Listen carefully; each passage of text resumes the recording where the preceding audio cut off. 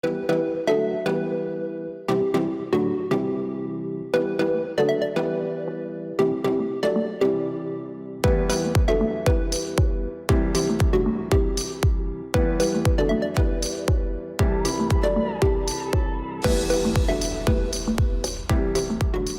gracias, estoy muy honrado de estar en la Universidad de Nariño. Muchas gracias al rector, el doctor Carlos Solarte Portilla. Muchas gracias a la doctora Helen Zambrano, la delegada del presidente de la República. Para mí es un honor poder hablar con ustedes. Voy a compartir la pantalla y me cuentan si me oyen y ven bien. ¿Ahí ven mi pantalla?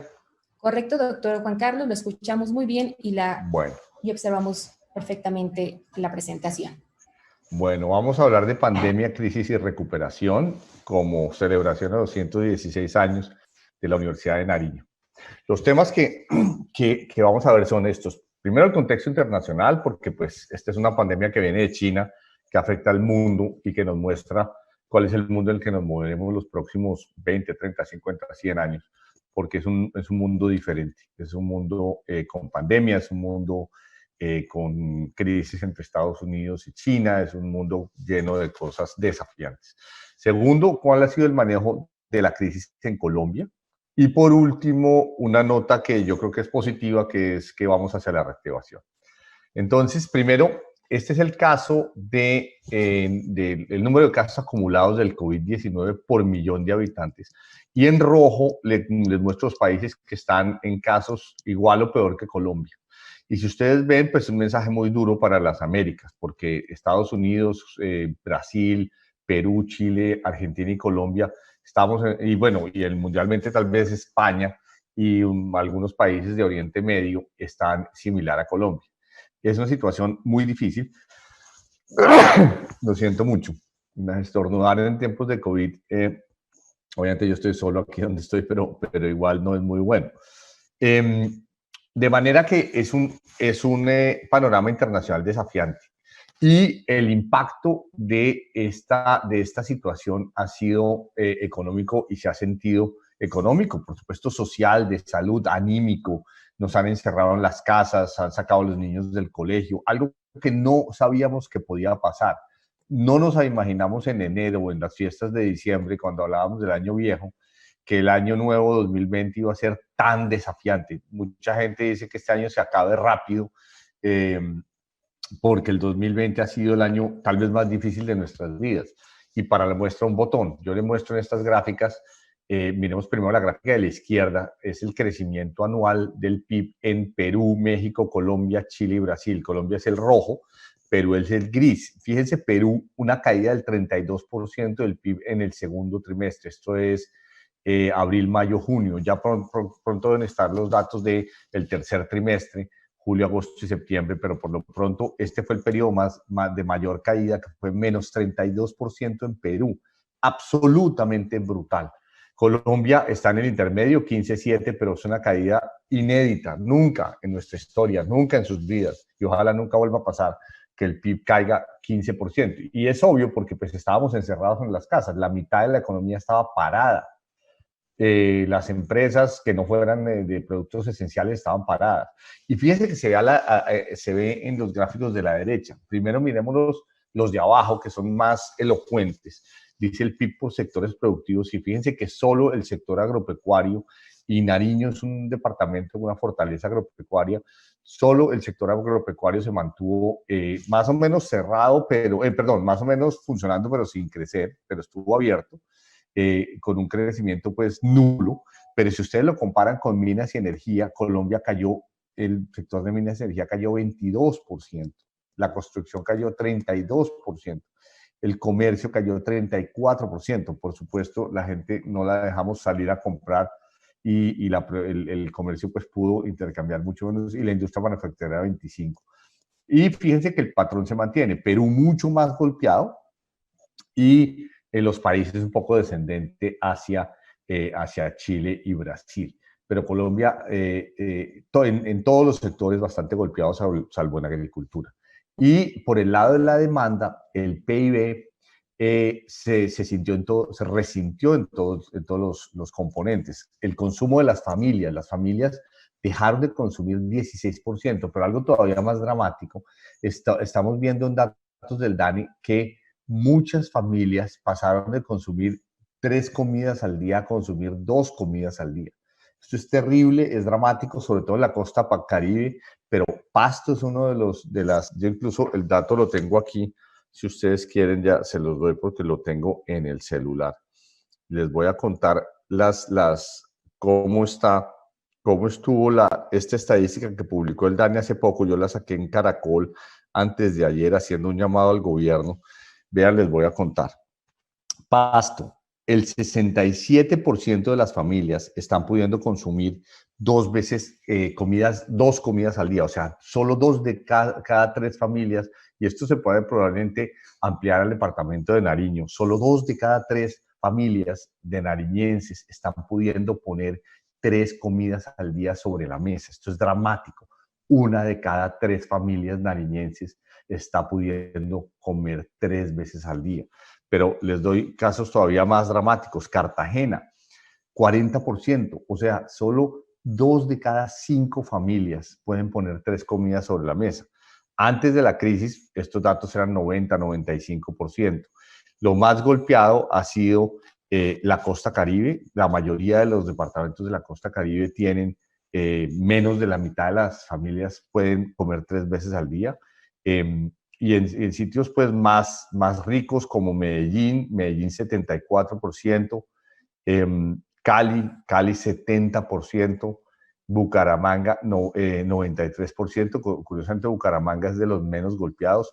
Los menos golpeados son Tunja, Cúcuta, Ibagué, Neiva, pero Bogotá, por ejemplo, 72%, Sincelejo 49%. O sea, el efecto social del consumo de las familias ha sido sobrecogedor.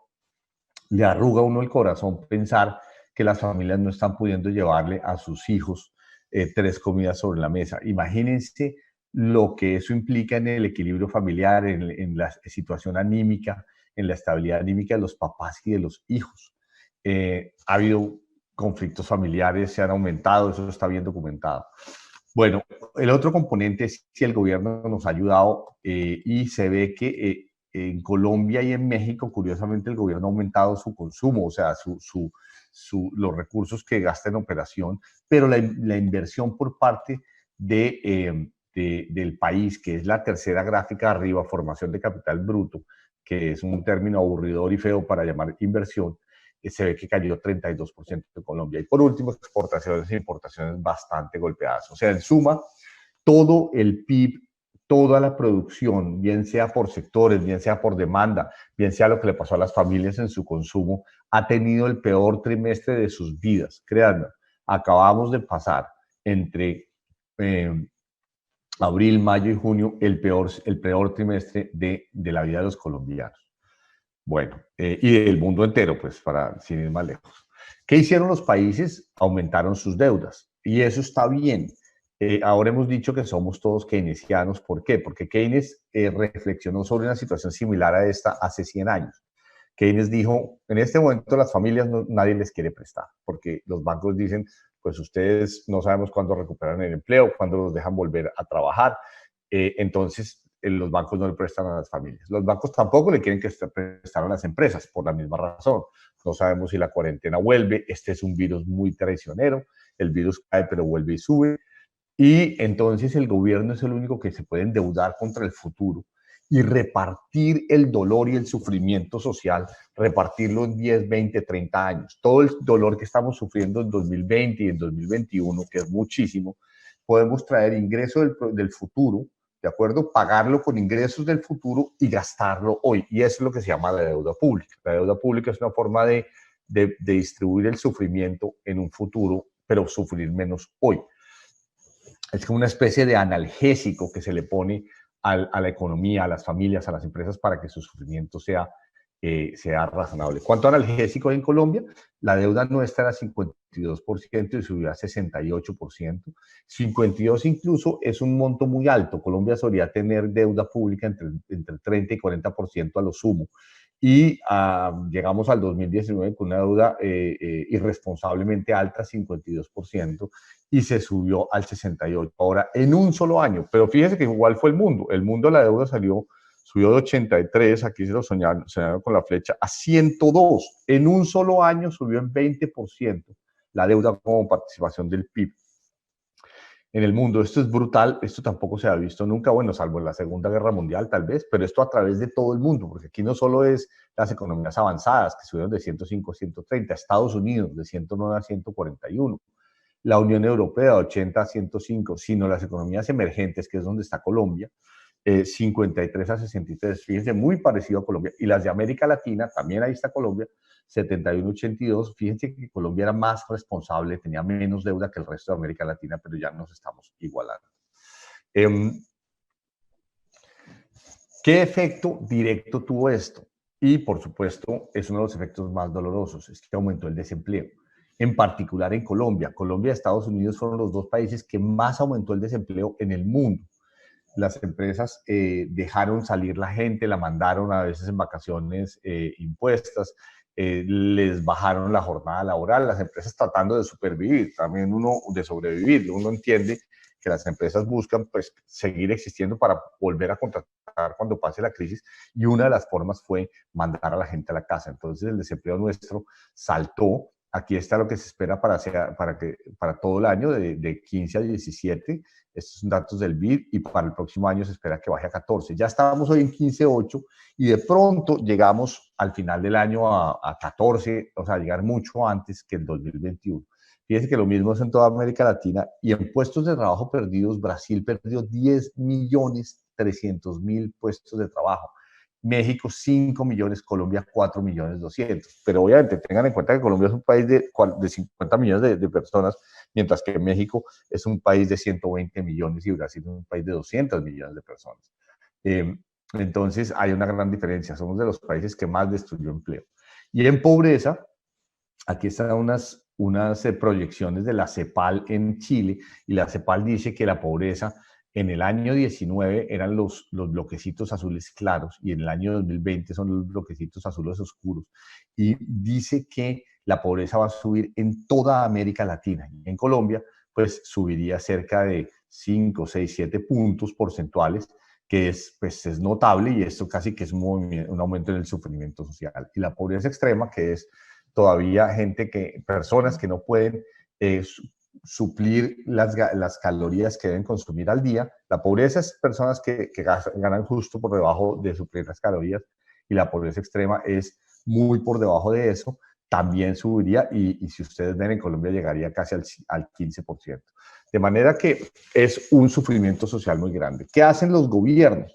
Se endeudan, ya lo vimos, y pagan temporalmente para que las familias sufran menos, y las empresas también, y no se quiebren. Pero, y aquí viene el dilema, los gobiernos tienen que cuidar que sus finanzas sean estables y sean sostenibles.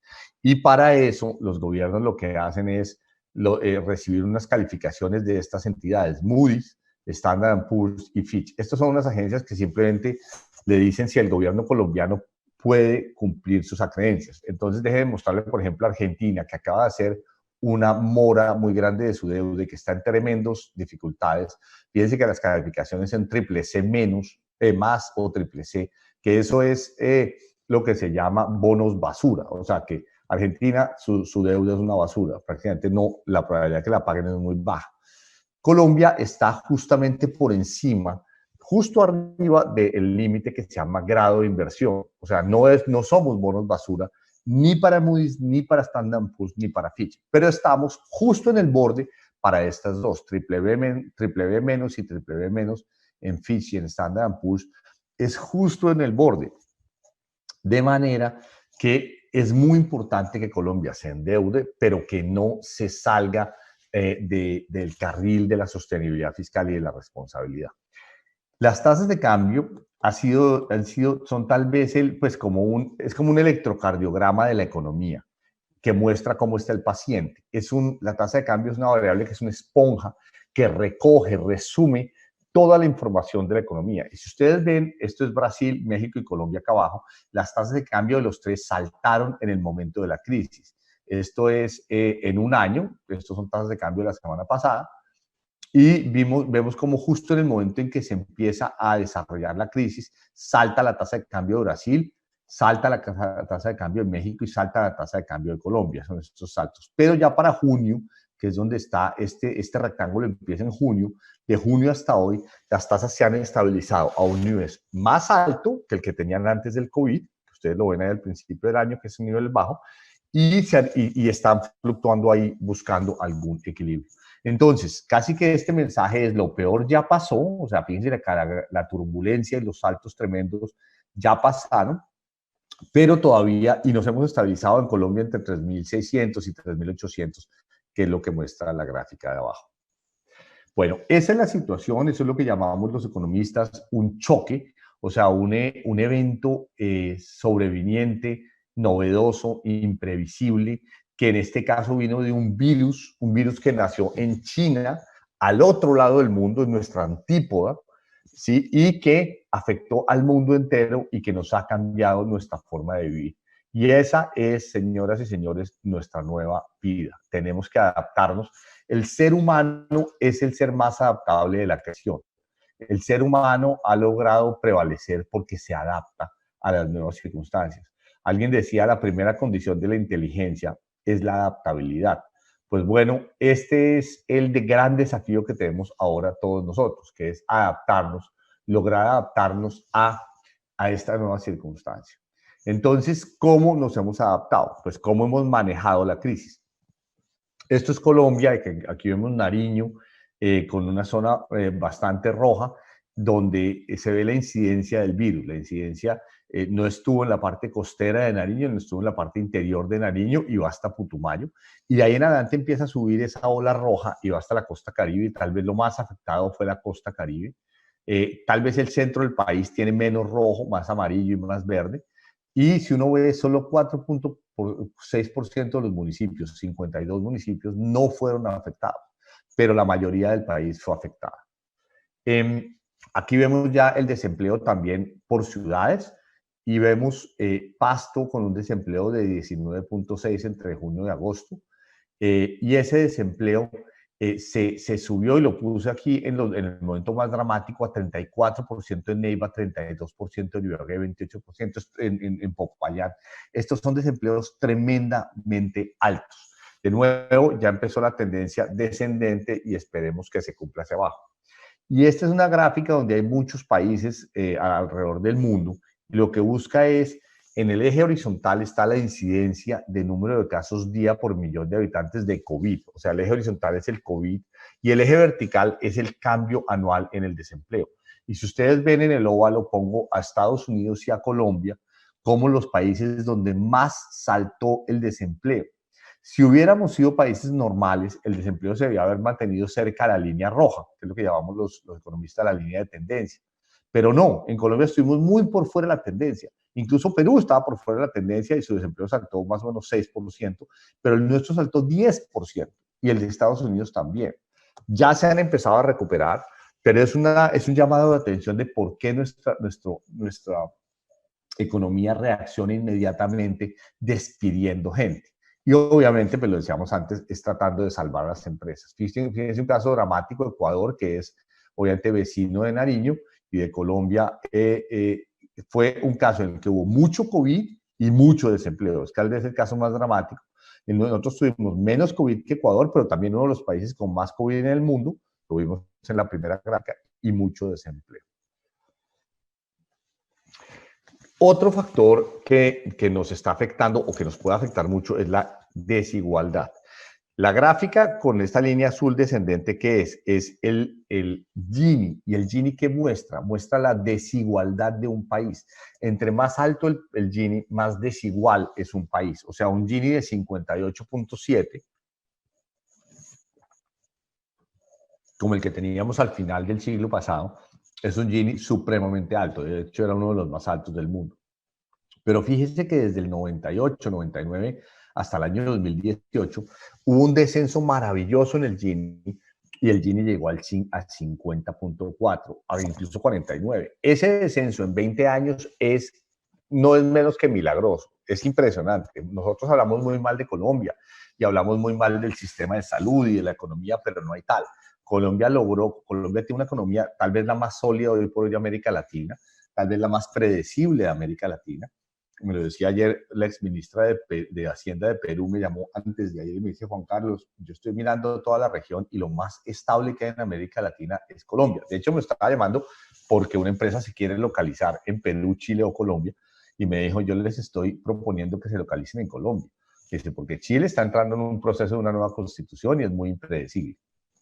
Perú, me dice ella es peruana, me dijo: está hecho un desastre, están que tumban al presidente, los partidos políticos no tienen ningún control en el Congreso, acaban de terminar con el sistema de pensiones, bueno, esto es un caos. Y Colombia, en cambio, es muy estable. Y ella me decía: ¿qué es lo que tiene Colombia? Bueno, no voy a entrar en eso porque es otra conferencia, pero fíjense que una de las cosas que logró Colombia y también otros países de América Latina es mejorar su equidad. Ahora, esto de llegar al 40, Colombia no es que sea un país equitativo, sigue siendo un país muy inequitativo, pero habíamos mejorado mucho en los últimos 20 años. ¿Cuál puede ser el problema? Y es en la tabla derecha muestra la variación que se espera según la CEPAL de deterioro en el Gini, o sea, empeoramiento en la equidad o en la igualdad, de 4 o 5%, que quiere decir que saltaríamos de 50 a 52, 54 o algo así, que es un deterioro, perderíamos casi en un año lo que hemos ganado en 20 años. Y tendríamos, lo que está en rojo, una recuperación en forma de K. Mucha gente habla de la recuperación en forma de V, o sea, que la economía cae y sube muy rápido. O en forma de U, o sea, cae, se queda en un valle y sube. Y en forma de K es que sube para unos, pero cae para otros. O sea, es una forma de desigualdad que es dramática y es terrible. De manera que tenemos que hacer muchas cosas y que el gobierno se vuelque sobre las familias haciendo transferencias. Entonces, ¿cuál es el dilema, mis queridas amigas y amigos? El dilema está en esta balanza. Por un lado, la pobreza, el desempleo y la recesión, que nos están afectando de manera dramática. Y por el otro lado, no dejar de deteriorar el déficit fiscal, la deuda pública y la calificación crediticia. Esas dos balanzas hay que mantenerlas y ese es el gran problema que está tratando de solucionar el gobierno. Ayudarnos a las familias colombianas, pues sobre todo a las familias más pobres, pero de manera que no se deteriore excesivamente el déficit fiscal, que la deuda pública no pierda la calificación crediticia y que sea pagable en el futuro. Bueno, ¿qué hizo el gobierno entonces? Y esto lo hicieron muchos gobiernos y el gobierno lo hizo bien. Lo que pasa es que mi crítica es que ha sido un poco tímido. Primero, salud. Pues 21 billones de pesos, camas, ventiladores, aumentar la capacidad de camas, más ventiladores, más laboratorios habilitados para hacer pruebas en todo el país, un presupuesto para bonificar el talento de salud, las enfermeras, los médicos, los asistentes, plata para los hospitales, para que no desaparezcan, pues porque obviamente los hospitales dejaron de hacer consulta externa, dejaron de hacer cirugías, que es de lo que viven los hospitales y de lo que vive el sistema de salud.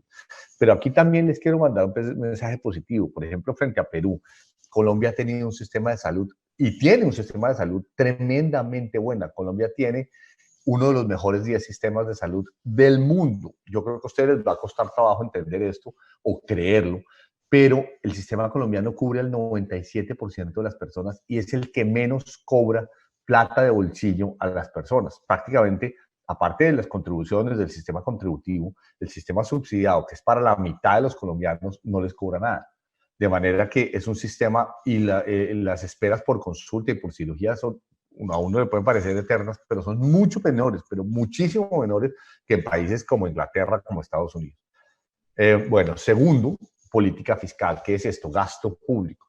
Dinero que el gobierno, a través de tubería, fíjense en esas líneas y piensen que eso es tubería, que lleva dinero desde unos tanques grises a unos destinos que son ingresos solidarios, que son a familias, casi 6 millones de familias en transferencias extraordinarias a programas sociales, familias en acción, que lo inventamos hace 20 años en el gobierno pastoral. Yo fui prácticamente el creador de Familias en Acción cuando estábamos en Planeación Nacional hace 20 años en la crisis, de hecho, de fin de siglo.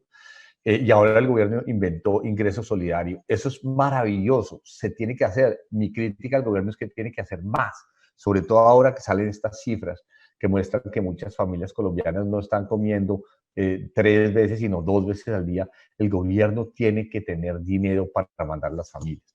Devolución del IVA a familias pobres por adelantado, aplazamiento del pago de servicios públicos a familias de ingresos bajos y medios. Apoyo a las empresas, créditos con garantías del Fondo Nacional de Garantía, PAEF, subsidios para cubrir la nómina, 24 billones de cupos de líneas de crédito. Ayer lo decíamos en Caracol, de esas se han ejecutado menos de la mitad. O sea, el Ministerio de Hacienda ha puesto la plata, pero el Fondo Nacional de Garantías y los bancos tienen que poner de su parte y tienen que asignar esos créditos. Y otras también en ese sentido. O sea, se han hecho cosas muy buenas, lo que necesitamos es más de lo mismo. Y aquí se ve, este es el gasto fiscal por países y muestra, los que menos han gastado son los rojos, ahí no está Colombia, pero muy cerquita están los amarillos que han gastado, pero han gastado poco. Fíjense que Colombia, Argentina y Paraguay han gastado poco.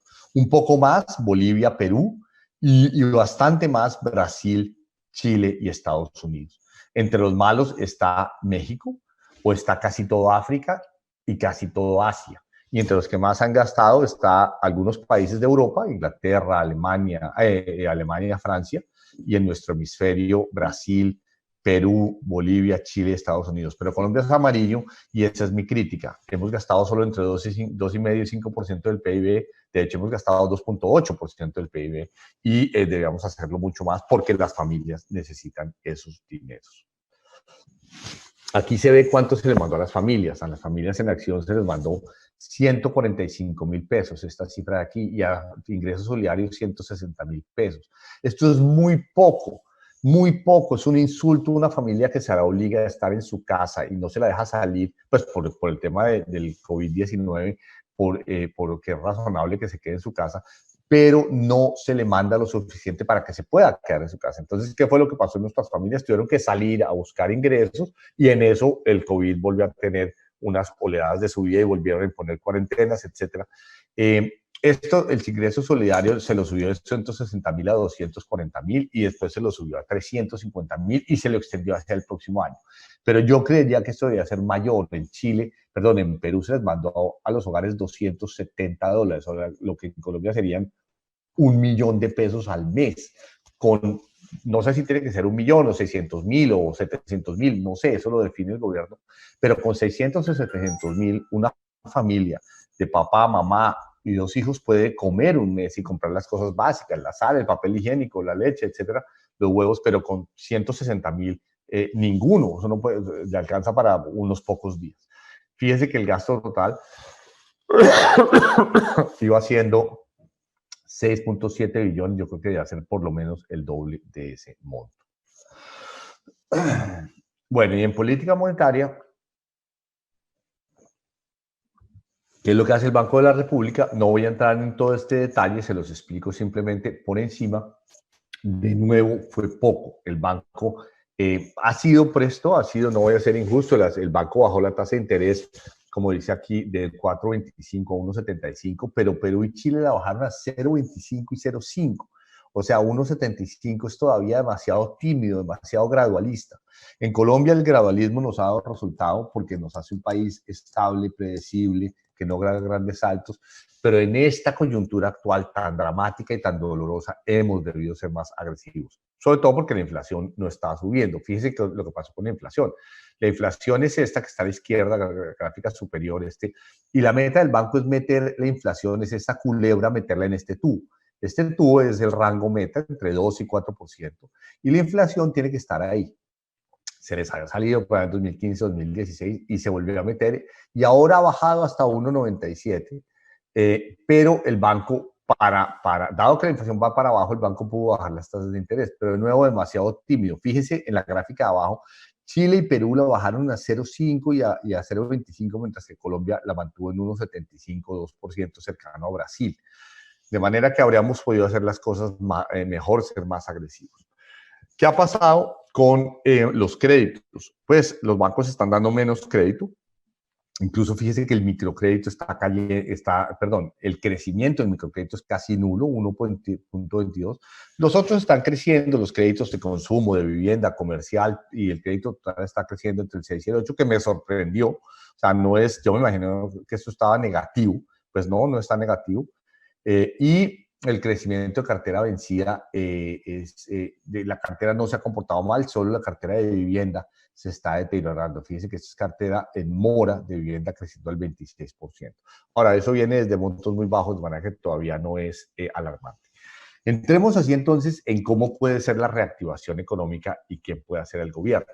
Aquí nosotros analizamos las últimas 5 crisis, o 6 crisis, perdón, la del 82, la del 91, 99, la del 2009, 2017 y la actual es la séptima.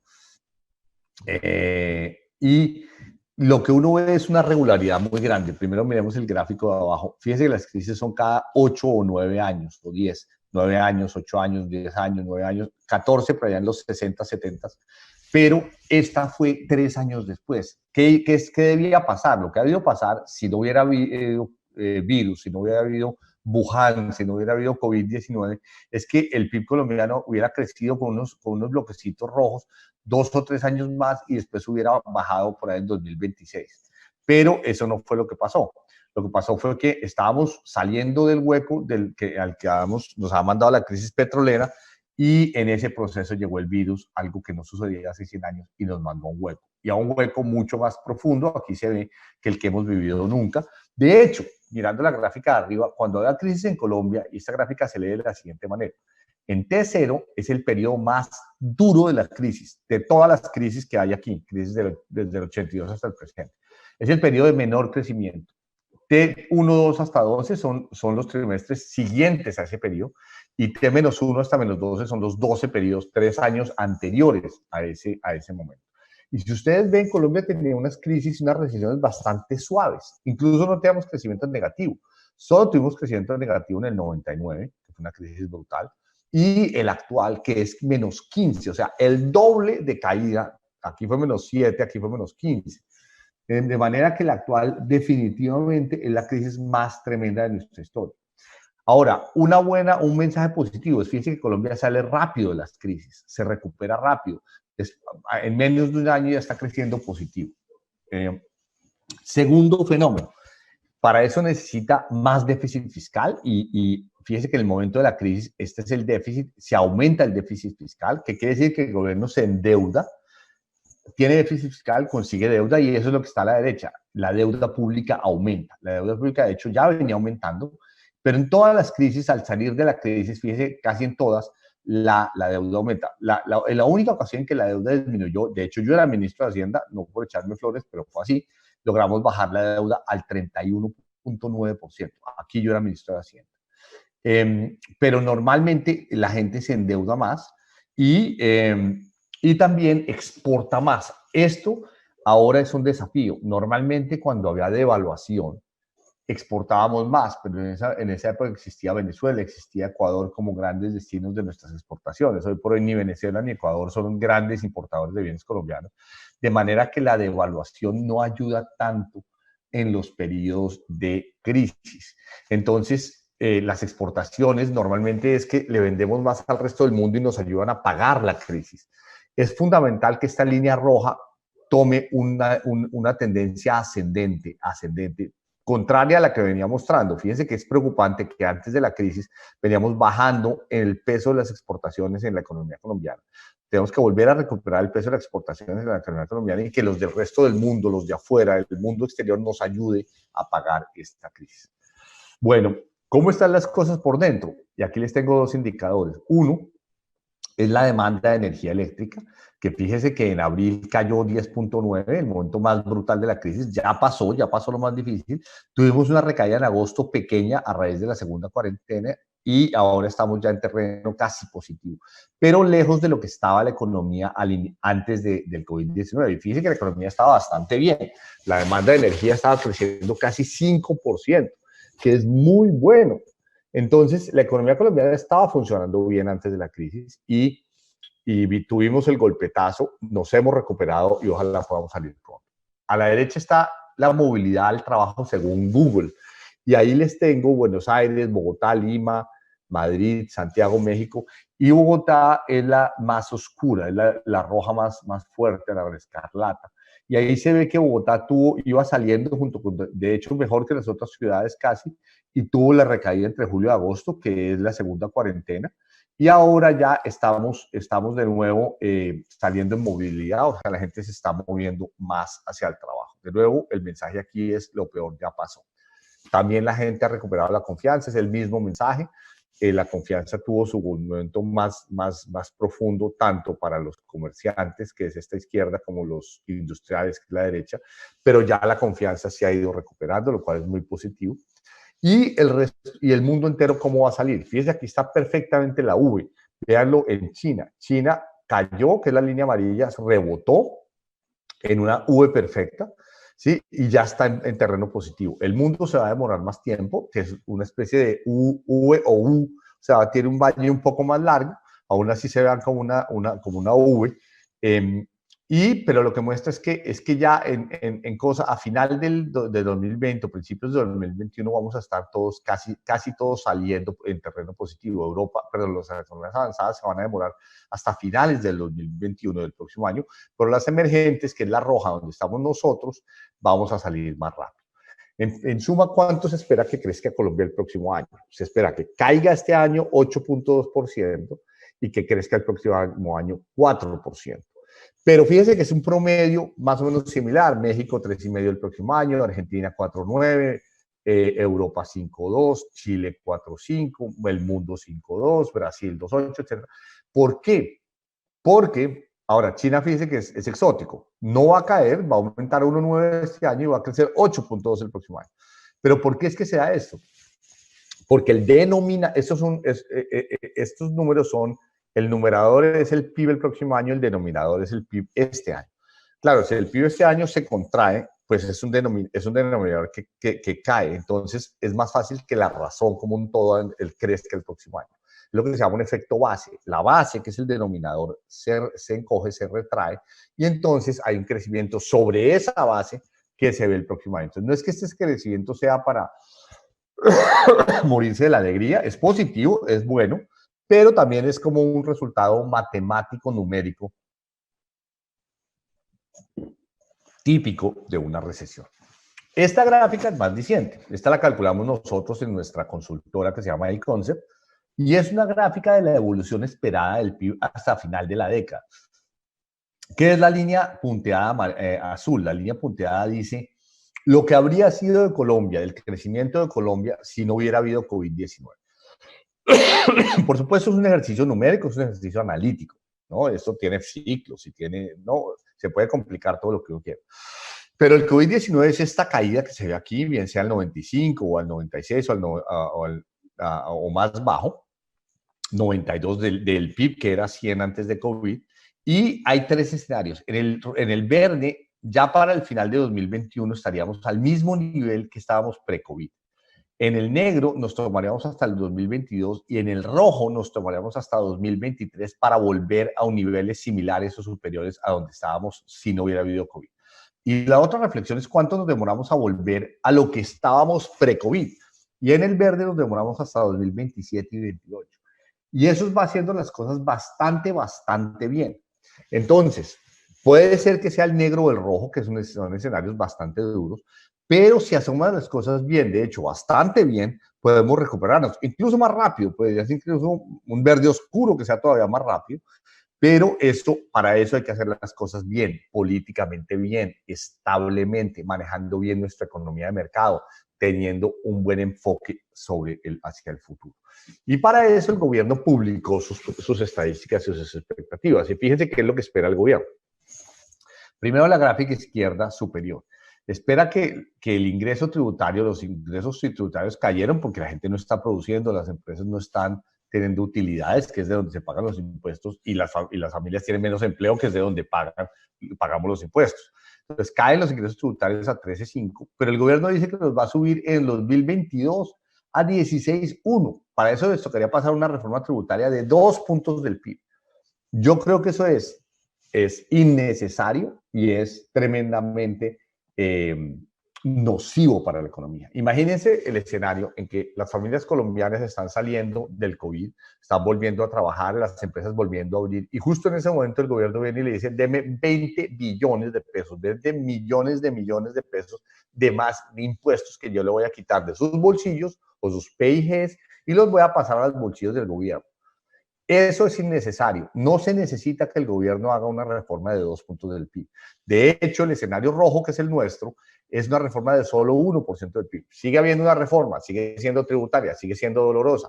Pero aquí decimos, ve, hagan una reforma el próximo año de 1%, que el siguiente gobierno haga una de 0.5, el siguiente año y otra de 0.3, y ahí se estabiliza en 3 años, suavemente, con una rampa más admisible para las familias, se estabiliza el ingreso del gobierno sin matar la reactivación, sin matar a las empresas y sin matar el empleo. Yo creo que es irreal y esto además es improcedente. Lo que usted necesita de cualquier plan, y esto que está en la línea azul o roja, es un plan, es que sea creíble.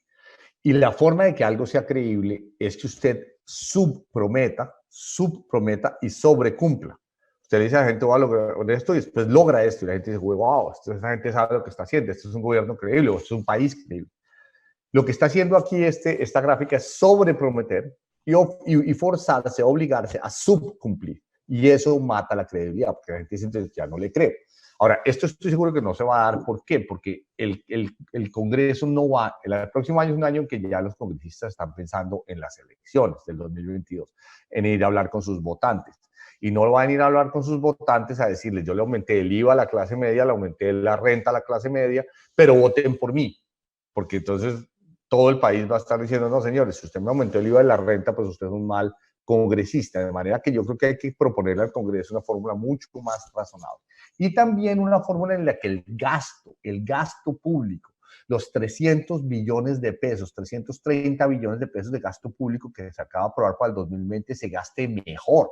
Hay que administrar mejor los recursos del Estado, los recursos que nosotros le damos como contribuyentes al Estado o de la deuda pública. Y el gobierno dice, listo, sí, lo voy a hacer, sobre todo lo va a hacer el próximo gobierno después del 2022, y va a bajar el gasto de 15.4 a 14.8. Claro, esos son promesas para que las cumpla otro. Ahora se subió el gasto, lo cual es razonable por el COVID y por la recesión, y esta caída le toca a otro. Pero fíjese cómo piensan tumbar la inversión. La piensan tumbar de 1,9% del PIB a 1%. Esta caída en la inversión prácticamente deja al siguiente gobierno sin nada que hacer. Nada que hacer, porque este 1% es prácticamente los pagos de cosas como el Metro de Bogotá, Transmilenio, cosas que ya están contratadas y que hay que pagar en varias vigencias o en varios años, proyectos plurianuales. De manera que aquí el gobierno, el próximo gobierno no haría nada. La única forma de que haga algo es gastar por encima de este 1%. Normalmente esto está entre 1,9%, o sea, ¿qué es lo que logramos con la línea verde? ¿Qué se logra en la línea verde? Que de hecho es nocional. Estos son proyecciones nuestras. Primero, que baje el gasto de operación del gobierno, que baje el gasto de operación del gobierno esta línea roja y eso se traduzca en más gasto de inversión. Eso lo hice yo en Ecopetrol, que es bajar los gastos de operación, pasar plata a inversión y tener mayor capacidad de inversión. Y sales de una recomposición y de mejor administración pública y de una reforma del Estado. Y segundo, que usted pueda crecer más y obtener más recursos y dedicarlos a la inversión y ojalá lograr esta línea verde. Eso no está escrito en piedra, esto no está escrito ni siquiera en piedra ponga, esto está escrito en queso, o sea, esto es una predicción. ¿Cómo se vería el déficit fiscal de nuevo y la deuda bruta? Se vería así, el gobierno dice, el déficit lo va a bajar de 8,5 a 2,5 en 2 años, básicamente para cumplir con la regla fiscal. Yo pasé la regla fiscal hace 8 años cuando era ministro de Hacienda y yo creo que hay que cambiar la regla fiscal. Hay que sacar una regla fiscal que es esta roja, que es mucho más suave. Esto ya se lo conté a toda la gente en Colombia y en Wall Street y todo el mundo me dice, esto es razonable. No se necesita supuestamente esta línea azul que mataría la reactivación. Esta que pasa de 8.2 a 5.5 a 3.9 es bastante ambiciosa, de hecho. Tampoco es que sea fácil lograr eso. Pero no forzamos el 2.5 sino hasta el 2024. Entonces, espero que me entiendan que usted el paciente lo tiene que sacar si es un paciente que está en el hospital, lo tiene que sacarle, hacerle recuperación y hacerle fisioterapia, y despaciosamente el paciente vuelve a la normalidad. Pero aquí estamos pretendiendo que el paciente muy rápido salga del hospital a correr 100 metros planos, que no va a suceder. Y la deuda pública bajaría de 65, el gobierno decía 51 en 2025, nosotros decimos a 56 en 2025, que también es una tendencia decreciente, pero más razonable. Bueno, en suma, y con esto acabamos. ¿Cuáles son los pilares de una estrategia de reactivación? Primero, la gerencia del Estado. Hay que gerenciar mejor el Estado con eficacia y eficiencia en el gasto público y ética para la gobernanza y para generar valor. Sin más ética, sin la imposición de estándares éticos profundos y de integridad, que eso se hace con gerencia, no solo con pasar leyes. Estamos llenos de leyes anticorrupción, pero si a las leyes no se les pone gerencia constante, cotidiana, diaria, gerencia de la ética, la plata se va a seguir diluyendo, escapando y perdiendo. Entonces, gerencia del Estado, eficacia, eficiencia y ética. Segundo, un salto exportador, ya lo dijimos, se necesita, sobre todo de industrias no extractivas. No abandonemos las extractivas, no hay que abandonar ni el oro, ni el petróleo, ni el carbón, ni el gas, ni el cobre, ni el ferroníquel. Todo eso lo necesitamos. En eso no podemos ser fundamentalistas, pero tenemos que la agricultura y la agroindustria y los servicios igualar de abajo hacia arriba, que las no extractivas igualen las extractivas, no bajar las extractivas porque nos quedamos sin ingresos, sino igualar y subir más ingresos y que haya más dinero para los colombianos. Para eso se necesita una política industrial en Colombia, que cambie la logística, adaptemos los estándares internacionales y que haya apuestas regionales. Que uno le puede decir a Nariño tiene como exportar a China. Yo creo que el sueño de Nariño tiene que ser exportar a China. Si China importa la papa de Nariño, sea como quiera importarla a China, Nariño tiene un futuro tremendo, y no solo el futuro difícil que tiene ahora a raíz de la droga, a raíz del oleoducto, etc. Yo conozco la situación y he estado mucho en Pasto y en Tumaco. Acuérdense que era presidente de Ecopetrol. Pero tiene que haber apuestas regionales para Nariño, para Cauca, para Putumayo, para la región sur, no solo desde el occidente, sino hacia el oriente, que sea un eje de un polo de desarrollo. Y un nuevo enfoque tributario que incluya mucha gente que no tributa y que no sea simplemente gravar a la clase media. Y en esto me alejo de mis amigos economistas. Mis amigos economistas todos están diciendo que hay que grabar más a la clase media. Cuando haya reactivación se puede pensar en eso. Mientras tanto, creo que es imposible. Inversión en la gente. Estamos en una universidad. ¿Qué es lo que hace una universidad? Sobre todo en estos momentos, darle un mensaje a los estudiantes y a los profesores, a decirles, vea, el mundo está cambiando mucho. Está viendo nuevas tecnologías, 5G, aprendizaje de máquinas, el machine learning, inteligencia artificial, sensorización. Estos aparatos ahora celulares inteligentes tienen sensores en que le dicen al mundo entero de qué se enferma el señor Echeverry, qué come el señor Echeverry, qué compra el señor Echeverry, cómo se viste, a dónde pasa vacaciones, a qué hora se acuesta, qué periódicos ve. Todo eso está cambiando la forma como trabajamos. Bueno, de hecho, estamos trabajando todos desde la casa y fíjense que estos aparatos, el computador, el celular, nos permiten hacerlo. Los estudiantes aprenden, y sobre todo en una universidad, pero más que aprender, tienen que aprender a aprender.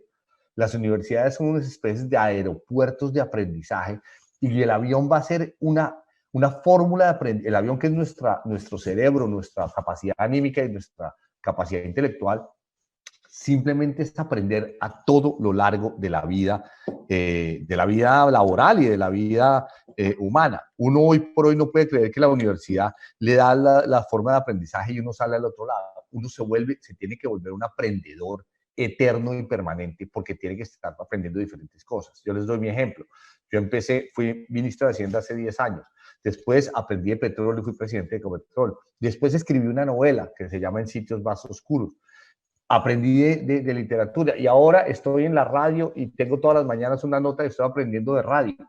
De manera que en 8 años he pasado de ministro de Hacienda a petrolero, a novelista y a una labor periodística en la radio.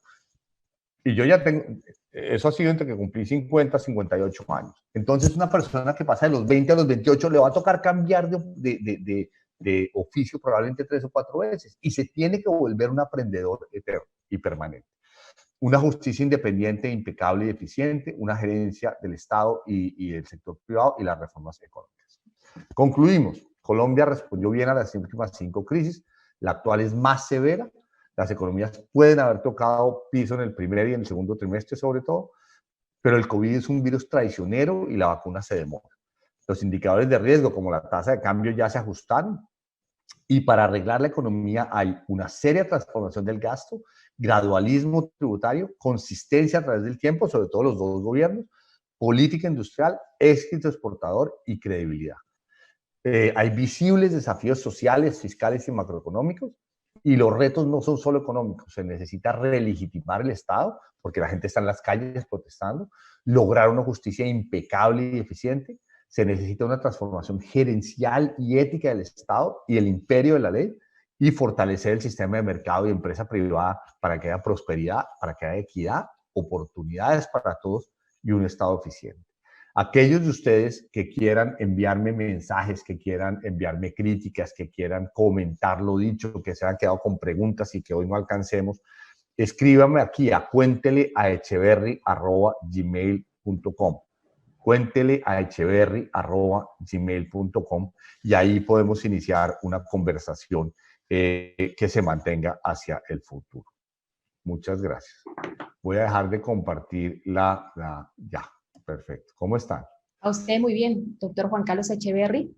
¿Sí fue claro o no? La conferencia, sí, por supuesto. Hemos recibido varios mensajes a través de nuestros medios institucionales, redes sociales. Felicitaciones, dice, excelente su conferencia, sus aportes para continuar adoptando una actitud responsable. Excelente y son muchas las felicitaciones por su participación. Muchas doctor, gracias. Teniendo un tiempo para responder a algunas de las inquietudes que hemos recepcionado a través del chat, de otras redes sociales. La primera pregunta dice, la discusión de la reforma tributaria se iniciará en el primer trimestre del 2021.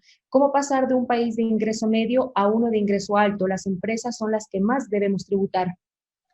Pues ese es un tema que es fundamental y es, nosotros hay lo que se llama la trampa de ingreso medio, ¿de acuerdo? Y yo creo que la solución de la trampa de ingreso medio nos la enseñan, por ejemplo, los asiáticos, que es exportar, exportar y exportar.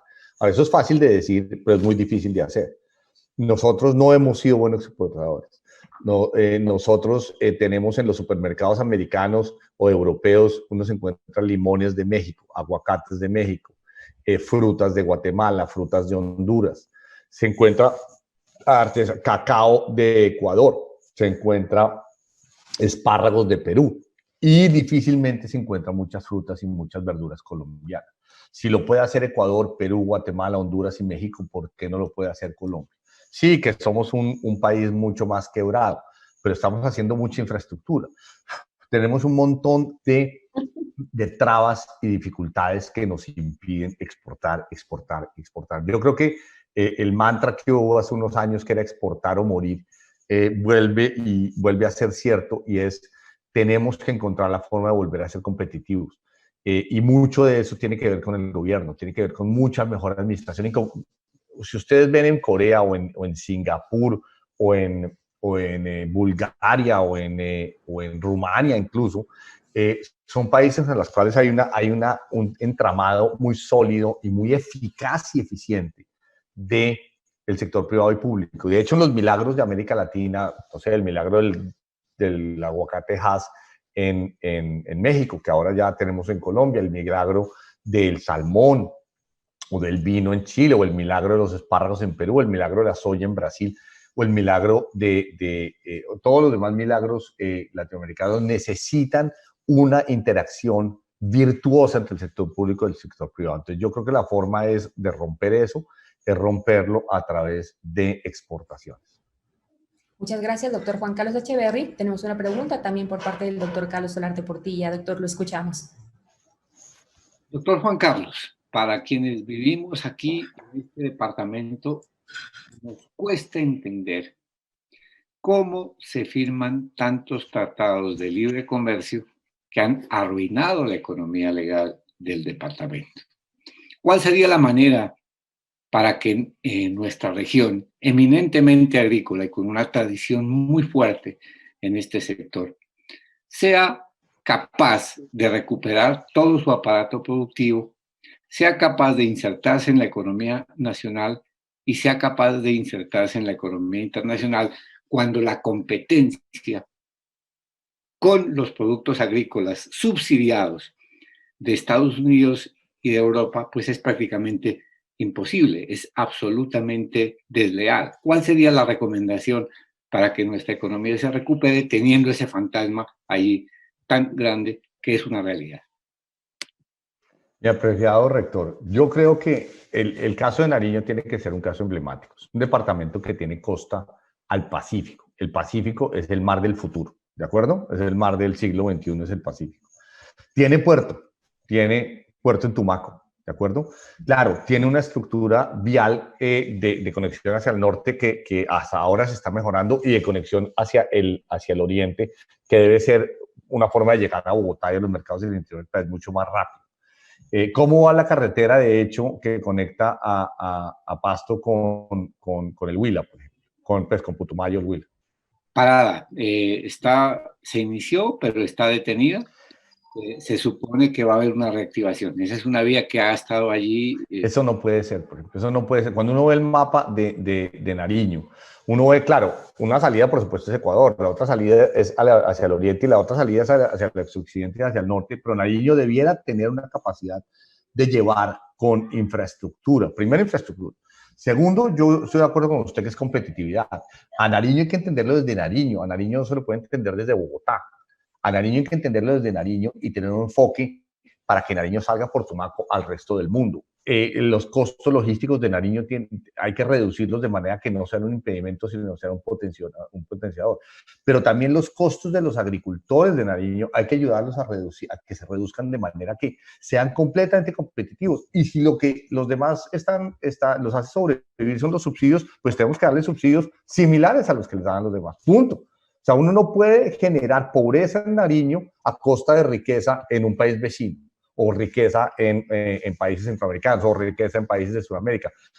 Si China está al alcance de Nariño por el puerto de Tumaco, tenemos que sacar a Nariño por el puerto de Tumaco. Nariño tiene que ser un ejemplo para todo Colombia de que sí se puede hacer. A mí me dieron el petróleo con Ecopetrol, siendo rentable, solo se había precio de 65 Brent. ¿Qué quiere decir? El costo de Ecopetrol eran $65 por barril. Solo producía utilidades si el precio era superior a 65. ¿Qué hicimos nosotros en Ecopetrol? Renegociamos 4.000 contratos. Bajamos los costos de operación a $35. O sea, hoy cuando el barril es 40, 45, Ecopetrol da utilidades. De hecho, dio utilidades el trimestre pasado. ¿Por qué? Porque el costo es 35. Entonces tenemos que bajar los costos. ¿Cómo los bajamos? Con logística, con eficiencia, con ciencia y tecnología, con empaques, con salida más rápida a los puertos. Eso es lo que va. Y bueno, y por supuesto con apoyo, y que sabemos cuáles son los apoyos que necesitan nuestros agricultores. Pero eso solo se logra con eficacia estatal y eficacia del sector privado. Solo trabajando así, y yo sé que se puede hacer, podemos lograrlo. Y Nariño tiene que ser un ejemplo porque pues, es de los pocos departamentos que tiene un puerto propio sobre el mar más importante del mundo en el siglo XXI. Entonces, mi querido rector, ese tiene que ser un empeño suyo de la región y por supuesto de todos los que podamos participar. Muchas gracias, doctor. Gracias a ustedes. Doctor Juan Carlos Echeverry, otra pregunta de nuestros seguidores. Como presidente de Ecopetrol, que lo fue usted, ¿qué se puede proyectar en la producción de petróleo, carbón, dos principales generadores de divisas? Pues a ver, carbón está mucho más retado porque el mundo se está descarbonizando. Es más difícil que el petróleo se descarbonice, que el mundo se despetrolice, perdón. Es más difícil porque así las energías solares y eólicas se disparen, eso va a cubrir el delta de crecimiento de la demanda de energía. La demanda de energía en el mundo no va a ser sino crecer. Nosotros necesitamos tecnología de la información. El futuro es la tecnología de la información. Recuerda, este computador, esta transmisión, los computadores, estos son grandes consumidores de energía. Lo otro que consume gran energía es esto. el cerebro humano y los seres humanos son unos grandes consumidores de energía. Vivimos en casas que consumen energía, trabajamos en empresas que consumen mucha energía. Entonces el mundo no se va a desenergizar, el mundo se va a descarbonizar y se va a despetrolizar, pero a una tasa no tan rápida. Entonces nosotros somos altos productores de petróleo, pues no somos grandes a nivel mundial, pero sí en Colombia importa mucho. No, que como todo está en 700.000 barriles día, cayó a 680, 670 en la crisis, pero va a llegar a 750, 760, donde puede llegar. Y otras compañías también, de manera que volvamos a estar entre 800, 900.000 y 1.000.000 de barriles día, de manera que el petróleo tiene que seguir ahí. Pero lo que decíamos, el petróleo tiene que seguir ahí, el gas tiene que seguir ahí, el carbón, la minería, pero las otras exportaciones, que es de lo que hablábamos con el rector, tienen que alcanzar a esas para que lleguemos a ser un país de 70, 80.000 millones de dólares de exportación. Entonces tenemos que seguir siendo petroleros, no dejar de ser petroleros, no dejar, dependiendo del carbón, no dejar de ser carboneros, sin que esto se vuelva nuestro énfasis, pero reemplazar ese énfasis con las exportaciones agroindustriales y de servicios que las alcancen y ojalá las superen. Esa es la meta. No te oigo, Lorena. Sí, señor. Le decía que para las personas que deseen interactuar, repetimos, cuéntele a echeverry@gmail.com. Doctor Echeverry, otra pregunta de nuestros seguidores. El 21 de noviembre, el Gobierno Nacional confirmó el tercer día sin IVA para impulsar la economía de Colombia y a la generación de empleo, apoyando a la micro, mediana y gran empresa. ¿Qué opina usted de estas estrategias? Pues no me mata, para serle sincero, no me mata. Yo sé que estoy diciendo algo que es muy impopular, pero es que Lorena, y pues quien me hizo la pregunta, ¿quién formuló la pregunta? Ya le confirmo entonces, por favor. No se preocupe. ¿Qué pasa? En este momento uno siempre tiene una balanza con dos paletas. Y yo le mostraba que hay que tener un equilibrio entre los ingresos fiscales y la ayuda a las familias. Yo creo que uno le debe ayudar a las familias, pero el IVA como está es un IVA generoso, es un IVA que no se cobra sobre muchos bienes de la canasta básica. Y estos días sin IVA son quitarle el IVA a los electrodomésticos, a productos caros. Pues yo sé que todo el mundo lo aprovecha, pero a mí esos tratamientos especiales no me matan mucho. He sido crítico, pero bueno, yo me imagino que no estoy siendo muy popular en eso, pero le cuento sinceramente lo que pienso. Le agradecemos al señor Víctor Rosero, doctor Echeverry, quien nos formula la pregunta a través de nuestras redes sociales. Y vamos a finalizar con el siguiente interrogante. Nos dice, en el mes de octubre, el DANE reveló que 1.8 millones de hogares, más de 5 millones de colombianos no recibieron ingresos por temas laborales. ¿Qué posición debe tomar el gobierno nacional porque la crisis va a continuar? Más y más y más transferencias, Lorena, y a quien me formuló la pregunta. Lo he dicho muchas veces, este no es el momento de ser tacaños, este no es el momento de ser amarretas, este no es el momento de guardarnos la plata. Esa plata no es mucha, con 2 o 3 billones de pesos más que no cambian tremendamente los índices, haríamos una gran diferencia para darle a las familias que están comiendo 2 veces al día, que yo le mostré, Lorena, que pueden ser la mitad de las familias en la costa, el 60% de las familias en Sincelejo. Hay que mandarles el dinero para que puedan comer 3 veces al día, para que puedan comprar las cosas esenciales. Entonces, más transferencias a las familias, Lorena. Bueno, muchas gracias. Le voy a robar otro minutico, doctor Echeverry, porque nos escribe el doctor Mario Benavides, él es gerente de COVID en el departamento de Nariño. Dice lo siguiente, si él está de acuerdo con una renta básica para familias vulnerables, para la recuperación post-COVID y durante el COVID. No estoy de acuerdo que sea universal, porque no tendría sentido que a mí me mandaran plata. Una renta universal es una tontería. ¿Cómo le mandamos plata a Luis Carlos Sarmiento Angulo o el gerente de un banco o al gerente? ¿No? La renta tiene que ser focalizada. Lo segundo es, uno tiene que prometer lo que puede cumplir. Si se le llega a prometer a los colombianos y a 10 millones de familias que se les va a enviar un dinero y después no hay ese dinero, eso no lo hacemos los colombianos, eso lo hacen los argentinos, eso lo hacen los venezolanos, que es prometer cosas que no pueden cumplir. Lo que sea que vayamos a hacer, prometamos algo que podamos cumplir, algo que nos mantenga la credibilidad del Estado. Entonces, tiene que ser focalizado, pero eso ya existe, se llama Familias en Acción. Eran 2.600.000 familias. Cada 2 meses se le envía un monto. Ahora se aumentó a 5.7 millones de familias con 3 millones adicionales de familias, bueno, justamente de COVID, de ingreso solidario. Eso está muy bien. Pregunta, ¿se necesita que sea permanente? Pues no sé, eso hay que evaluarlo. Pregunta, ¿existe el dinero? Pues tenemos que exportar más. Por ejemplo, sería sin exportaciones, si dejamos de ser petroleros, mucha gente quiere que abandonemos el petróleo. Justamente la gente que promueve el ingreso básico universal promueve que dejemos el petróleo. Entonces, quitan los ingresos y prometen más gastos. Eso es lo que es prometer una crisis descomunal en el país, una irresponsabilidad total y que nuestra tranquilidad económica se acabe y se vacíen los supermercados y nos vayamos para Venezuela. Uno no puede prometer que regala plata y destruye las fuentes de creación de dinero y de riqueza. Entonces, Lorena, y para quien me mandó la pregunta, que le agradezco, que es muy buena, tenemos que mantener el equilibrio. Eso es Colombia, es la responsabilidad, es la seriedad, es prometer lo que podemos cumplir. No prometamos lo que no podemos cumplir. Lo que sí podemos cumplir, prometamos.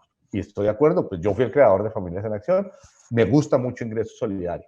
Pregunta, ¿tiene que ser permanente o tiene que ser cada 6 meses o tiene que ser para los periodos de crisis? Eso es algo que hay que resolver entre el gobierno y el Congreso y ser muy cuidadoso con lo que se promete.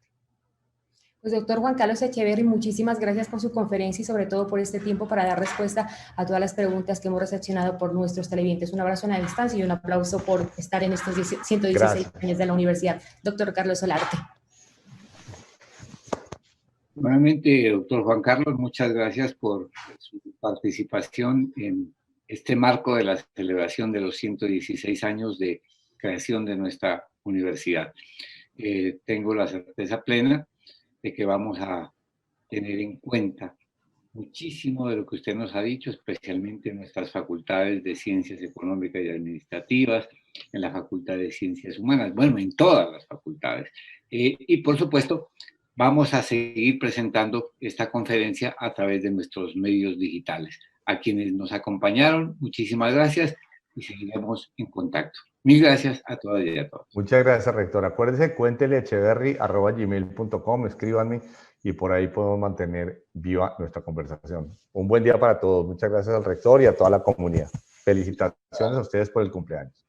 Gracias. Juan Carlos Echeverry, esperamos tenerlo en otra oportunidad en estos escenarios académicos de nuestra Universidad de Nariño. Doctor Carlos Solarte, muchísimas gracias a todos quienes están presentes en la sala, a nuestros televidentes, a todos los seguidores por su participación en redes sociales. Antes de despedir esta transmisión, invitarlos a partir de las 2:30 en la tarde, las conferencias magistrales con invitados especiales, el doctor Herbert Arbey Romero Ríos, con la conferencia El proceso disciplinario como elemento fundamental en la construcción de la transparencia y ética pública. Posteriormente, el doctor Germán Calderón Legarda, la conferencia magistral Polifonías del reconocimiento, alcance y límites de nuestra autocomprensión. Y mañana 7 de noviembre, el evento central de celebración 116 años Universidad de Nariño. A todos ustedes, muchísimas gracias. Despedimos esta transmisión y nos vemos en horas de la tarde para seguir celebrando este nuevo aniversario. Muchas gracias. Un abrazo. Gracias.